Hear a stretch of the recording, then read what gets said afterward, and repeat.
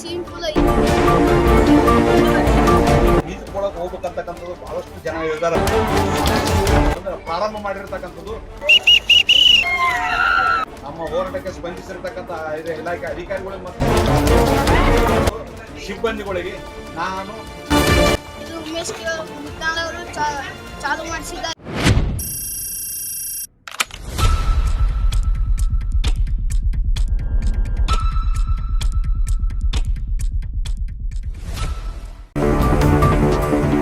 ಜಿಲ್ಲಾ ಕ್ರೀಡಾಂಗಣ ಒಳಗಡೆ ಕೋಟಿಗಟ್ಟಲೆ ಖರ್ಚು ಮಾಡಿ ಏನಂದ್ರೆ ಈಜುಕೊಳ ಮಾಡಿದ್ವಿ.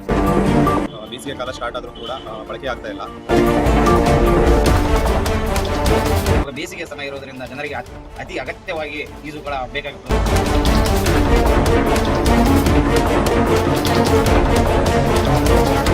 ಇಲಾಖೆ ಅಧಿಕಾರಿ ಸಂಪೂರ್ಣ ದಿವ್ಯ ನಿರ್ಲಕ್ಷ್ಯದಿಂದ ಇಲ್ಲೆಲ್ಲ ಮೂಲಭೂತ ಸೌಕರ್ಯಗಳಿದೆ. ಒಂದು ವಾರದೊಳಗೆ ಸರಿಪಡಿಸಿದ್ರೆ ಮಕ್ಕಳಿಗೆಲ್ಲ ಸ್ಕೂಲ್ ಕಾಲೇಜುಗಳೆಲ್ಲ ರಜೆ ಕೊಡ್ತಾ ಇದೆ. ಈಗ ಜಡ್ದು ಬೃಹತ್ ಪ್ರತಿಭಟನೆ ಮಾಡಬೇಕಾದಂತಕ್ಕಂಥದ್ದು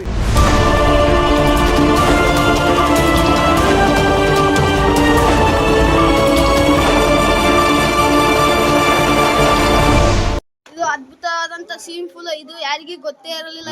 ಇದು ಉಮೇಶ್ ಮುದ್ದಾಳ ಅವರು ಚಾಲು ಮಾಡಿಸಿದ್ದಾರೆ. ಇದು ನಮ್ಮ ದೋಸ್ತರವರು ಬಂದು ಎಲ್ಲ ಸಿಂಪಲ್ ಚಲೋ ಆಡುತ್ತಿದ್ದೇವೆ.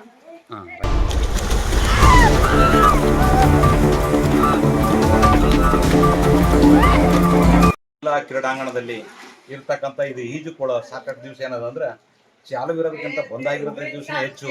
ಇದನ್ನು ತಕ್ಷಣ ಬಳಕೆ ಆಗ್ಬೇಕು. ನಮ್ಮ ಬಗ್ಗೆ ಬಿಸಿಲಿನ ತಾಪ ಹೆಚ್ಚು. ನಮ್ಮ ಜಿಲ್ಲೆಯಲ್ಲಿ ಬಿಸಿಲು ಜಾಸ್ತಿ ಸಾಕಷ್ಟು ಏನದಂದ್ರೆ ಇಲ್ಲಿ ಇದು ಈಜುಕೊಳಕ್ಕೆ ಹೋಗ್ಬೇಕಂತಕ್ಕಂಥದ್ದು ಬಹಳಷ್ಟು ಜನ ಇದ್ದಾರೆ. ಮತ್ತು ಅವ್ರಿಗೆ ಸರಿಯಾಗಿ ಮಾಹಿತಿ ಇಲ್ಲ ಮತ್ತು ಇಲ್ಲಿ ಸರಿಯಾಗಿ ಬಳಕೆ ಆಗೋದ ಕಾರಣ ಇವತ್ತು ಮುಚ್ಚಿರೋದಕ್ಕಂತ ತಕ್ಷಣ ಇದನ್ನು ಪ್ರಾರಂಭ ಮಾಡ್ಬೇಕು. ಇಷ್ಟೊತ್ತಿಗೆ ಒಂದು ತಿಂಗಳಾಗಬೇಕು. ಇವಾಗ ಶಾಲೆ ರಜೆ ಕೊಡ್ತಾವ, ಪೋಷಕರ ಮಕ್ಕಳು ಕರ್ಕೊಂಡ್ಬರ್ತಾರೆ. ಹಂಗಾಗಿ ಇದು ಬಳಕೆನ ಆಗ್ಬೇಕು. ಸಾರ್ವಜನಿಕರು ಬಳಕೆ ಆಯ್ತು ಮತ್ತು ಅದು ಅನುದಾನ ಕೂಡ ಬರ್ತದೆ. ಸರ್ಕಾರಕ್ಕೆ ತುಂಬಲಕ್ಕೆ ಅನುಕೂಲ ಆಗ್ತದೆ. ಟೆಂಡರ್ ಮಾಡ್ರಿ. ಈಗ ತಕ್ಷಣ ಪ್ರಾರಂಭ ಮಾಡ್ಬೇಕಂತಕ್ಕಂಥ ಹೊರಡೆ ಎಚ್ಚರಿಕೆ ನೀಡಿದಾಗ ಕ್ರೀಡಾ ಇಲಾಖೆ ಅಧಿಕಾರಿಗಳು ಎಚ್ಚೆತ್ಕೊಂಡು ಇವತ್ತೇನಾದ್ರೆ ಪ್ರಾರಂಭ ಮಾಡಿರ್ತಕ್ಕಂಥದ್ದು ನಮ್ಮ ಹೋರಾಟಕ್ಕೆ ಸ್ಪಂದಿಸಿರ್ತಕ್ಕಂಥ ಇಲಾಖೆ ಅಧಿಕಾರಿಗಳು ಮತ್ತು ಸಿಬ್ಬಂದಿಗಳಿಗೆ ನಾನು ಧನ್ಯವಾದ ಹೇಳಕ್ಕೆ ಇಷ್ಟಪಡ್ತೀನಿ.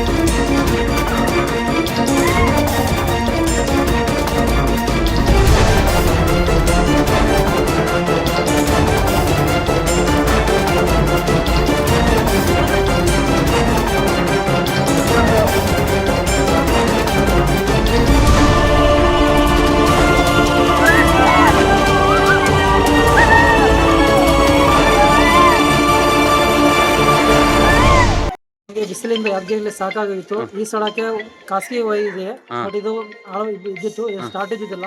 ಈಗ ಕೆ ಮುದ್ನಾಳ್ ಅವರು ಚಾಲು ಮಾಡಿಸಿದ್ದಾರೆ. ನಮ್ಗೆ ತುಂಬಾ ಖುಷಿಯಾಗಿದೆ.